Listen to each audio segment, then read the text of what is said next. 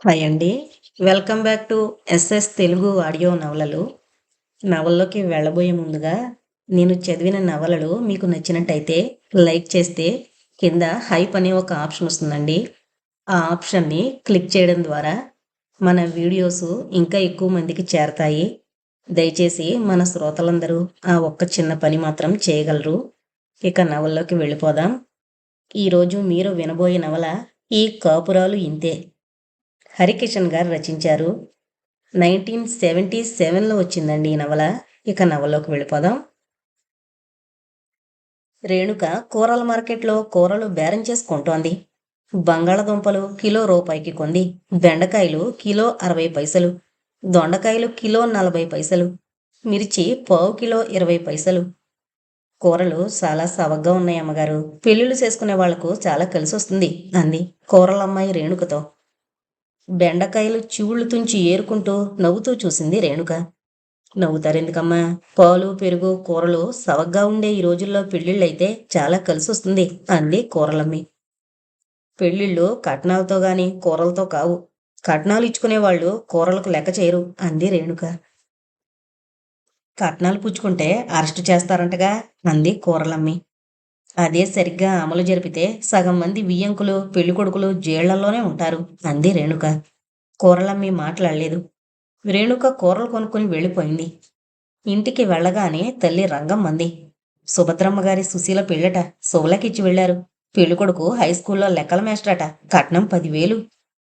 తల్లి మనోభావాల్ని దిగులును అర్థం చేసుకున్న రేణుక ఏం మాట్లాడలేదు. రేణుకక్కయ్య సావిత్రి పురుటికొచ్చింది. 9వ మాసం దాటింది. వారం రోజుల్లో పురుడు రావచ్చు అనుకుంటున్నారు. ఏంటి ఆలోచిస్తున్నావు రేణుక? నీకు సంబంధం కుదరలేదనా అంది సావిత్రి. నాకు సంబంధం కుదరలేదని కాదు. మనిషి జీవితమే ఒక విషవలయం అయిపోయింది. 12,000 కట్నమిచ్చి పెద్ద లెక్చరరు బుద్ధిమంతుడు అని నీ పెళ్లి చేశారు. బావ నిన్ను అనుభవిస్తున్నాడు. ఆ కట్నం డబ్బు ఖర్చు పెట్టి మరికొందరు అమ్మాయిల్ని అనుభవిస్తున్నాడు. రేణుక, మీ బావను విమర్శించే హక్కు నీకు లేదు అంది సావిత్రి. బావ మీద హక్కున్నదని విమర్శించడం లేదు. అక్క మీద అభిమానం ఉండడం చేత విమర్శిస్తున్నాను. ఇది విమర్శ కాదు, యథార్థాన్ని గుర్తు చేయడం అంది రేణుక. నా భర్త మనసు నాకు తెలుసు. వారిది ఉడుకు రక్తం. వారి బాధ్యత వారికి తెలుసు అని గదిలోకి వెళ్ళిపోయింది సావిత్రి. వెక్కి వెక్కి ఏడవసాగింది. మరో 5 నిమిషాలు గడిచాక ఏదో పని మీద ఆ గదిలోకి వెళ్లిన తల్లి రంగమ్మ కూతుర్ని చూసి కంగారుపడి, ఏడుస్తున్నావెందుకే? నిప్పులు ఎక్కువస్తున్నాయా? ఆసుపత్రికి వెళదామా అంది.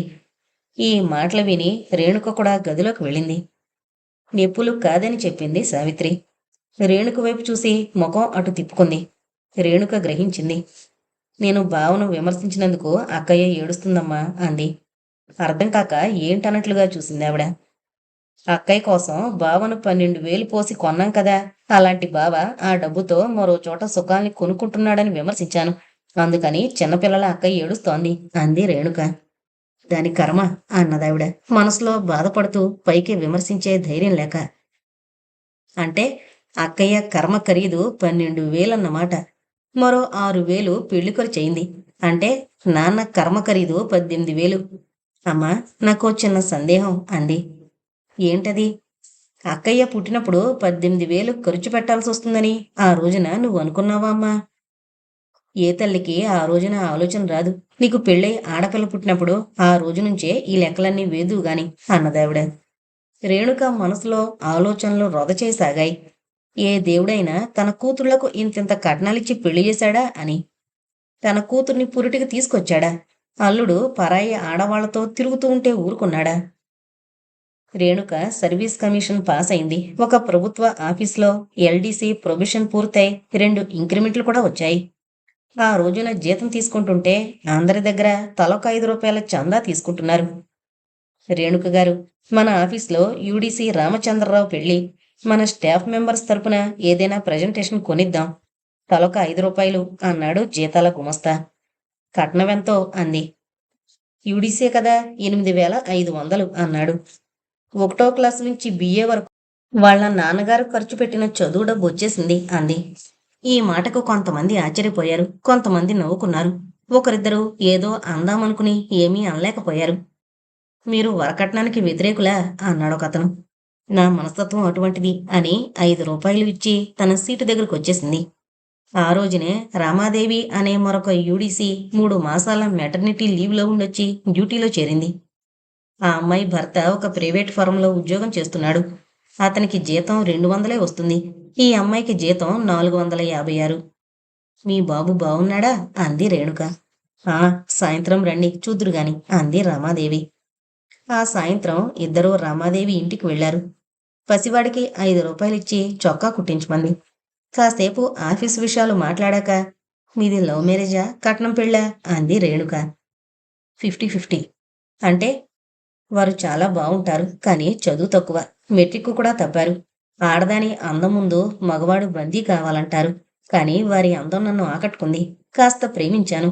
వారికి 25 ఏళ్లు దాటాయి. ప్రైవేటు కంపెనీ ఉద్యోగం, జీతం తక్కువ. నా ఉద్యోగానికి వారు ఆశపడ్డారు. మరి పెద్దవాళ్ళు వాళ్ళ కోరిన కట్నం 2.5 పుచ్చుకున్నారు అంది రమాదేవి. కట్నం మాత్రం చాలా చవక. చక్కని భర్త చవకగా వచ్చాడన్నమాట. చూసారా, అందాన్ని కొరుకు తింటారా, గుణం ప్రధానం గాని అంటారు పెద్దవాళ్ళు. వారి అందాన్ని మీరు కొరుక్కుని తింటుంటే మీ గుణాన్ని వారు ఆస్వాదిస్తున్నారు. ఇద్దరూ నవ్వుకున్నారు. కూల్ డ్రింక్స్ తెప్పించింది రమాదేవి. మీ పెళ్ళెప్పుడు? జరిగినప్పుడు. ఎప్పుడు జరుగుతుంది? శుభలేకొస్తుందిగా. అచ్చు వేస్తున్నారా? ఇంకా లేదు. ప్రేమార్హుడు తారసపడాలిగా. ఆ రాకుమారుడికి ఏ అర్హతలుండాలి? కట్నం కోరని ఐఏఎస్. ఈ రోజుల్లో ఇంటర్ పాస్ అయిన ఎల్డీసీఏ 6.5 అడుగుతున్నాడు. ఇచ్చేవాళ్ళున్నప్పుడు అడిగేవాళ్ళు అడుగుతారు. పొరపాటు. ఇచ్చేది ఆడపిల్ల తండ్రి, పుచ్చుకునేది ఆ అబ్బాయి తండ్రి. పిల్లలే పెద్దవాళ్లకు బుద్ధి చెప్పాలి. అలాంటి బుద్ధి చెప్పగల పిల్లలేరి? వెతికితే దొరుకుతారు. వెళ్ళొస్తాను అంది రేణుక. తనతో సంభాషణ పెంచిన కొద్దీ సమాధానం కరుగ్గా ఉంటుందని అందరికీ తెలీదు. ఆ తెలియని వాళ్లలో రమాదేవి ఒకరితే అని తనకు తెలుసు. కనుకనే వెళ్ళింది రేణుక. ఆదివారం ఉదయం ఏలూరులో యూడీసీ రామచంద్రరావు పెళ్లి. అందరి అభిమానాన్ని చూరగొన్నవాడు కావడంతో అంతా అతని పెళ్లికి వెళ్ళడానికి సిద్ధపడ్డారు. పైగా ఆదివారం సెలవు రోజు. ఆ ఆఫీసులో ఉన్న ఈ ఇద్దరు ఆడవాళ్లును తన పెళ్లికి తప్పక రావాల్సిందిగా చెప్పాడు రామచంద్రరావు. రాలేమోన్నట్టుగా చెప్పారు ఇద్దరు. తనకు పసివాడని చెప్పింది రమాదేవి. సరైన కారణం చెప్పలేక సంశయించింది రేణుక. నాకున్నది ఒక్క చెల్లెలు. ఆ చెల్లెలు అక్కయ్యగా మీరు రావాలి. మాతో పాటు కారులో మా అమ్మ పక్కన కూర్చుందిరు గాని. నాకు 2 చెల్లెళ్ళని చెప్పుకుంటాను అని ప్రాధేయపడుతూ అడిగాడు. అయితే ఆడపడుచు లాంఛనాలు నాకు ఇప్పిస్తారా? ఎగతాళిగా అంది. తప్పకుండా మీకు 116 ఇప్పిస్తాను అన్నాడు. మరీ పట్టుదలగా ఉంటే బావుండదని సరేనంది రేణుక. రేణుకకు కట్నం పుచ్చుకొని వరుణ్ణి చూడండి అంది రమాదేవి. నవ్వి వెళ్ళిపోయాడు రామచంద్రరావు. చిన్న కారులో అన్నపూర్ణమ్మ గారికి ఒకవైపున పెళ్లికొడుకు, ఒకవైపున కూతురు మంజుల, ఆ పక్కన రేణుక కూర్చున్నారు. ఏలూరు వెళ్లే వరకు అన్నపూర్ణమ్మ, రేణుక మాట్లాడుకుంటూనే ఉన్నారు. ఇంత తెలివితేటలు, మంచి మానవత్వము ఉన్న రేణుకను కన్న కూతురి కన్నా మిన్నగానే భావించింది ఆవిడ. ఆవిడ సరళ స్వభావము, పెద్దరికము, కోపతాపాలకు తావులేని ఆ మాటల పొందిక రేణుకకు బాగా నచ్చాయి. మంజుల 10 ఏళ్ల పిల్లే కావడంతో రేణుకతో తల్లిలానే మాట్లాడసాగిందావిడ. మధ్య మధ్య పెళ్లికొడుకు రామచంద్రరావు మాట్లాడినా ఆ ఇద్దరి మనస్సు అలా కలిసిపోయింది. రామచంద్రరావు తండ్రి దశరథ రామయ్య గారు చుట్టాలతో బయలుదేరి కాంట్రాక్టు బస్సులో వస్తున్నారు. ఏలూరులో పెళ్లివారి విడిది ముందు చిన్న కారు ఆగ్గానే వియ్యంకుడు, వియ్యపురాలు సగౌరవంగా వాళ్లను విడిదిలోకి తీసుకుని వచ్చారు. ఆ వియ్యాల వారికి రేణుకను పరిచయం చేసి, నా పెద్ద కూతురుతో సమానంగా నేను భావిస్తున్నాను. నా మనసుకు సరిపడ్డ ఈ రేణుకను ఆ భగవంతుడు నాకు సమకూర్చాడు. ఇక నుంచి మా కోడలు జయసుందరికి 2 ఆడపడుచులు అంది అన్నపూర్ణమ్మ. అంతా సాదరంగా పలకరించారు. ఈ కొత్త పరిణామాలకు కాస్త సంతోషపడ్డా వీటి పర్యవసానం ఎలా ఉంటుందోనని భావించసాగింది రేణుక. మరో 15 గంటలో చుట్టాల బస్సు వచ్చింది. కుశల ప్రశ్నలు, కాఫీ, పలహారాలు అయ్యాక ముహూర్తానికి ముందు గౌరీ పూజ చేసుకుంటున్న పెళ్లి కూతుర్ని చూపించడానికి వియ్యాల వారింటికి తీసుకువెళ్ళింది అన్నపూర్ణమ్మ. మరో గంటలో కాబోయే అత్తగారిని, పక్కనున్న రేణుకను చూసి నవ్వుముఖంతో లేచి నుంచుంది పెళ్లి కూతురు. నీ పేరు అంది రేణుక. ఎక్కడో చూసినట్టు గుర్తు. జయసుందరి. మీరు రేణుక కదూ అంది పెళ్లి కూతురు. ఓ, నువ్వేనా జయ్యా? మేమిద్దరం బందర్లో 10th చదివాం. మళ్ళీ 8 ఏళ్లకి ఇలా కలిసాం అంది రేణుక. అన్నపూర్ణమ్మ ఇంకా ఉప్పొంగిపోయింది. రేణుక మనసు ఆ రోజుల దగ్గరకు వెళ్ళిపోయింది. హఠాత్తుగా రేణుక ఆలోచనలు ఒక చోట ఆగిపోయాయి. ఏదో తప్పు చేసిందాల్లా, తప్పు జరిగిపోయిందాల్లా జయసుందర వైపు చూడసాగింది. జయకు ఆ ఆలోచనల ఆంతర్యం అర్థమైంది. ఆ కంగారును అర్థం చేసుకుంది రేణుక. కళ్ళతోనే ఏం పర్వాలేదు అన్నట్టుగా హెచ్చరించింది. ఆ హెచ్చరిక జీవితాంతం గుర్తుంచుకోవలసినట్టుగా ఉంది. ముహూర్తం దగ్గర పడుతోందని హెచ్చరించాడు పురోహితుడు. అన్నపూర్ణమ్మ, రేణుక వెళ్ళిపోయారు. దారిలో అడిగిందావిడ. పెళ్ళికూతురు ఎలా ఉంది? బిఏ పాస్ అయింది. మాకిష్టమై ఇప్పిస్తే ఉద్యోగం చేస్తుందట. పెళ్లి కావలసిన ఆడపిల్లకు ఏ పెళ్లి కూతురైనా బాగానే ఉంటుంది. ఆ సమయం అటువంటిది అంది రేణుక. విడిది నుంచి ముహూర్తానికి అందరూ తరలి వెళ్లారు. కళ్యాణ మండపంలో పీటల మీద కూర్చున్న రామచంద్రరావుని చూస్తుంటే ఆ క్షణంలో అతని మీద ఎంతో సానుభూతి కలిగింది రేణుకకు. అటు ఇటు తెరసల్లా పుచ్చుకుని పురోహితులు నిల్చున్నారు. మంత్రాలు చదువుతూ పెళ్లి కూతురు గంపలో ఇద్దరు మేనమామలు చెరో పక్కన పుచ్చుకునొస్తుంటే తల ఉంచుకునే కూర్చుంది జయసుందరి. తెరసల్లాకు యువతలుగా పెళ్ళికొడుకు ఎదురుగా కూర్చుంది. ముహూర్తానికి బెల్లము, జీలకర్ర ఒకరి నెత్తిన ఒకరుంచి హర్ష పులకాంకితులై కూర్చుంటే కెమెరాలు క్లిక్కుమన్నాయి. మంగళవాద్యాలు తమకన్నా మిన్న ఎవరోన్నట్లుగా మారుమ్రోగాయి. అందరి వదనాల్లో ఆనందోత్సాహాలు వెలువరిస్తుంటే ఒక్క రేణుక మనసులో చీకట్లు ముసిరాయి. కాని ముఖంలో ఆ విషణ్ణ భయాన్ని ఏమాత్రం కనపడనీయలేదు. సూత్రధారణ తలంబరాలు పూర్తయ్యాయి. మా కోడలు నీ స్నేహితురాలు కావడం నా అదృష్టం అంది అన్నపూర్ణమ్మ. కాదు, నా దురదృష్టం అనుకుంది మనసులో రేణుక. సావిత్రికి పురుడొచ్చింది. ఆడపిల్ల. మనసులో దిగులు ప్రవేశించింది. భర్త జగన్మోహన్ పురిటికి పంపేటప్పుడే చెప్పాడు, ఆడపిల్లను కంటే అక్కడే వదిలేసి రమ్మని. మామగారు రాసిన ఉత్తరానికి సమాధానం రాశాడు అల్లుడు.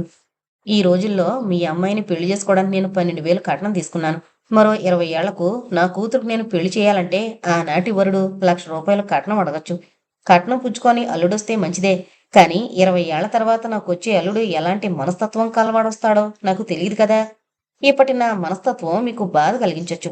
అప్పటి నా అల్లుడి మనస్తత్వం ఏంటో నాకు తెలియదు కనుక ఆ రాబోయే అల్లుడిని తలుచుకుంటూ 20 ఏళ్లు గడపడం చాలా అనుచితమని నా భావన. అందువల్ల మీ మనవరాల్ని ఏ సేవా సదనానికో పిల్లలు లేని వాళ్ళకో ఇవ్వండి. 3వ మాసం రాగానే సావిత్రిని పంపండి. ఈ ఉత్తరం చదువుకుని అంతా నిర్ఘాంతపోయారు. అతని మనిషి కాదు, రాక్షసుడు. అందుకనే కడుపును పుట్టిన పసికందును వదిలేయమంటున్నాడు అని అతన్ని ఎన్నో మాటలన్నారు. పసిదాన్ని చూస్తూ కన్నీరు పెట్టుకోవడం మినహా మరేమీ అనలేకపోయింది సావిత్రి. పురిటి నీళ్లు మినహా ఏ వేడుక లేదు. నా మాట వింటావా అక్కయ్యా అంది రేణుక. పసిదానికి పాలిస్తూ ఆందోళనతో సతమతమవుతున్న సావిత్రి తలెత్తి చూసింది. నువ్వు నెల లోపలే బయలుదేరు. 2 రోజులు సెలవు పెట్టి నేను వస్తాను. ఆయన సంగతి నీకు తెలీదు. చాలా మొండి మనిషి. ఏమన్నా అంటే నువ్వు బాధపడాలి. నీ బాధ వదిలించే ప్రయత్నంలో నేను బాధపడ్డా పర్వాలేదు. ఏదో నిశ్చయానికొచ్చినట్టుగా చెప్పింది రేణుక. నెల లోపలే కూతుర్ని పంపడానికి రంగమ్మకి ఇష్టం లేకపోయినా రేణుక ప్రోద్బలం మీద ఒప్పుకోక తప్పింది కాదు. భర్త కోదండరామయ్య కూడా కూతుళ్లతో ఏకీభవించడంతో ఆవిడ మాట్లాడలేకపోయింది. చీర సారెలతో సావిత్రిని పంపించారు. ఉత్తరమైనా రాయకుండా నెల లోపలే సావిత్రి పసిపిల్లతో వచ్చేసినందుకు కాస్త ఆశ్చర్యపడ్డాడు జగన్మోహన్. వీళ్లు వెళ్లేసరికి సాయంత్రం 4 గంటలయింది. ఆదివారం కావడంతో ఇంట్లోనే ఉన్నాడు. ఆశ్చర్యంతో పాటు తను వేసుకున్న ప్రోగ్రాంకు అంతరాయం కలిగిందని కూడా బాధపడ్డాడు. ఇంట్లోకి వెళ్లగానే మంచం మీద పక్కవేసి పసిదాన్ని పడుకోబెట్టింది సావిత్రి. ఆ మంచం మీదనే కాళ్ళు కడుకునొచ్చి కూర్చుంది రేణుక. ముందు గదిలో ఈజీ చైర్లో పడుకున్న భర్త దగ్గరకు వెళ్లి పలకరించింది. కులాసాగా ఉన్నారా? మీ దయవల్ల అన్నాడు. మీ దయ నాకు కావాలి గాని మా దయ మీకు అక్కర్లేదు.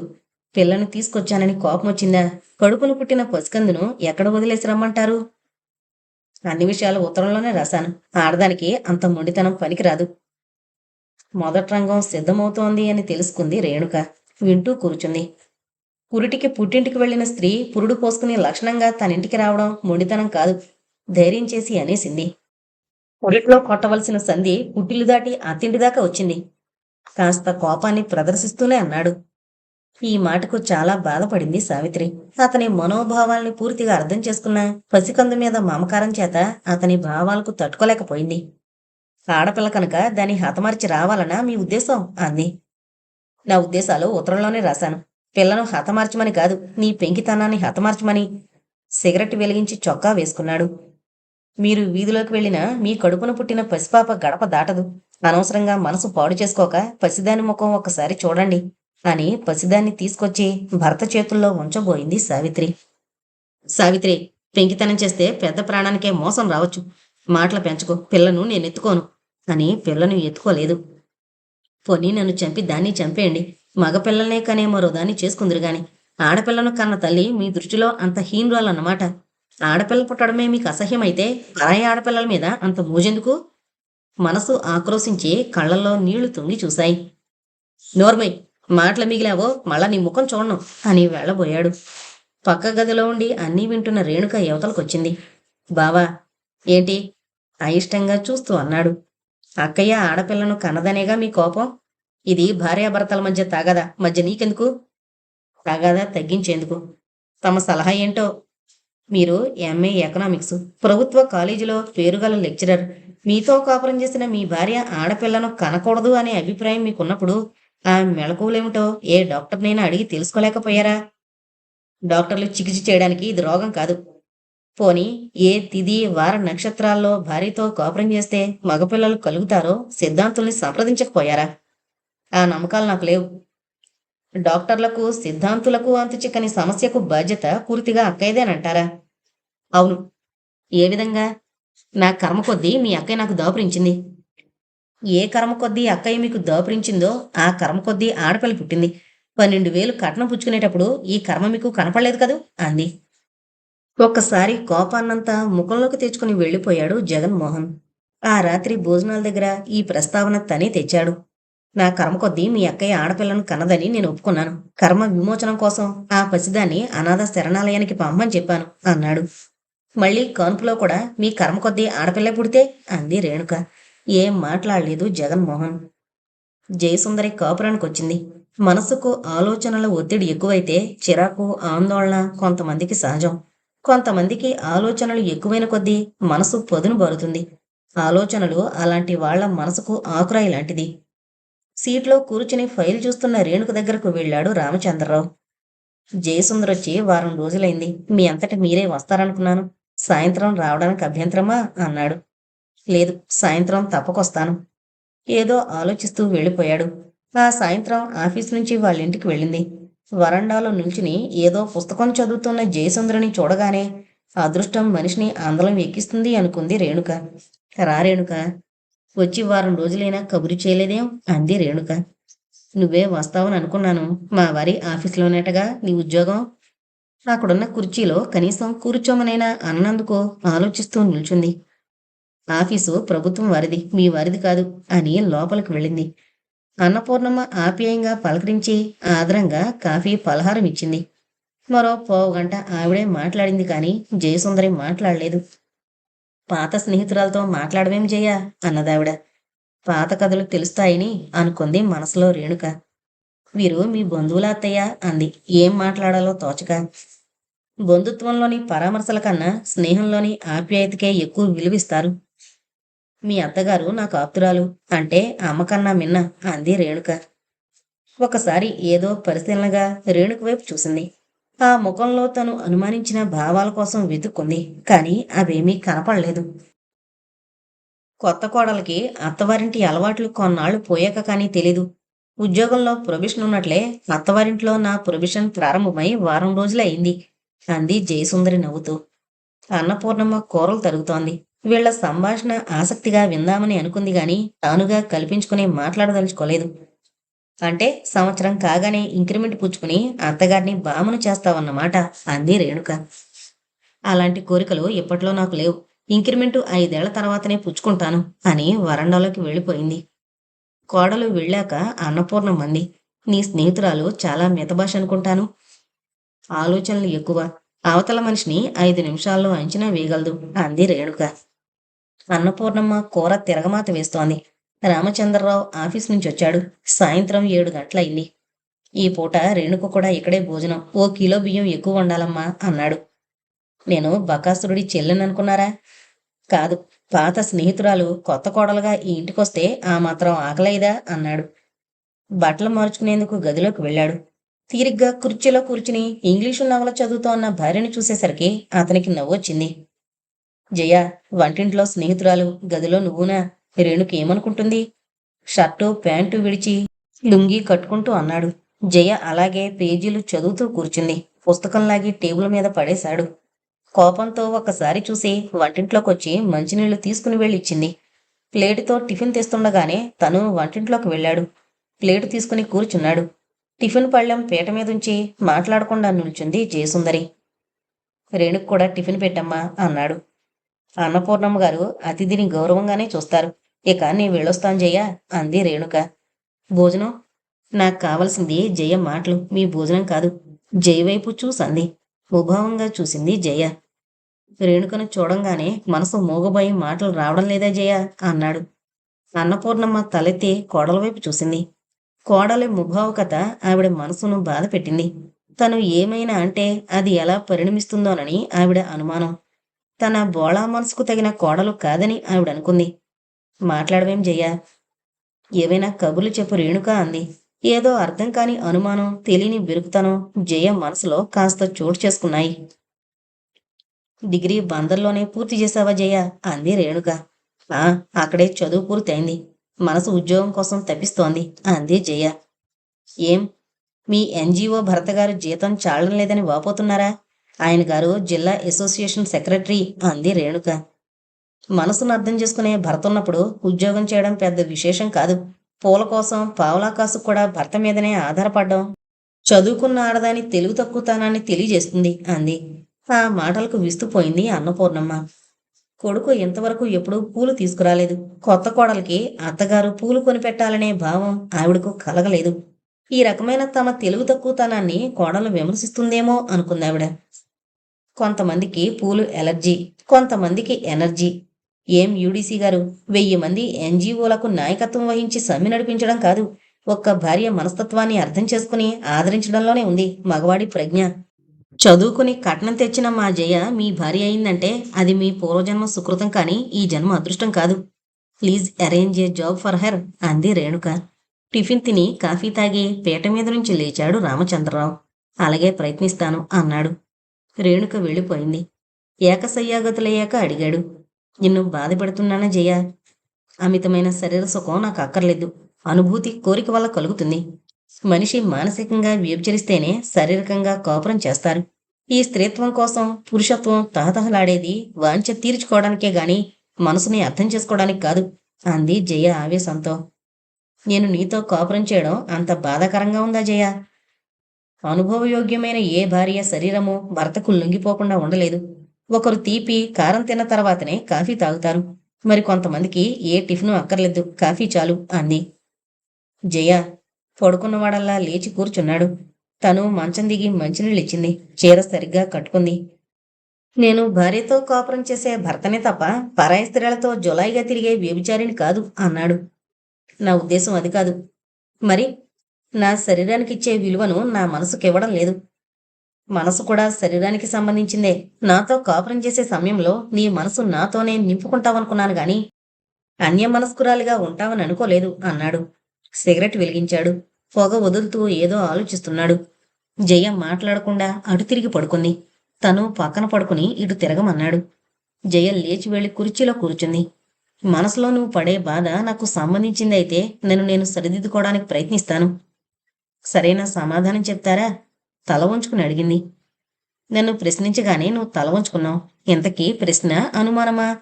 లేచి వెళ్లి 2 చెంపల్ని పొదివి పుచ్చుకుని అనునయంగా చూశాడు. రేణుక వ్యక్తిత్వం మంచిది కాదు. మీరు జాగ్రత్తగా ఉండడం మంచిది. కబుర్లతో మనిషిని ఆకట్టుకుంటుంది. చేత్తో గెడ్డాన్ని నిమురుకుంటూ జయముఖంలోకి పరిశీలనగా చూశాడు. నువ్వు ఆడదానివి, నా భార్యవు కాబట్టి సహించి ఊరుకున్నాను. నీ స్నేహితురాలి గురించి నీకిన్ని అనుమానాలున్నప్పుడు నిన్ను గురించి ఆ స్నేహితురాలు ఏం చెబుతుందో అడిగి తెలుసుకుంటాను అన్నాడు. మానుపడిపోయింది జయ.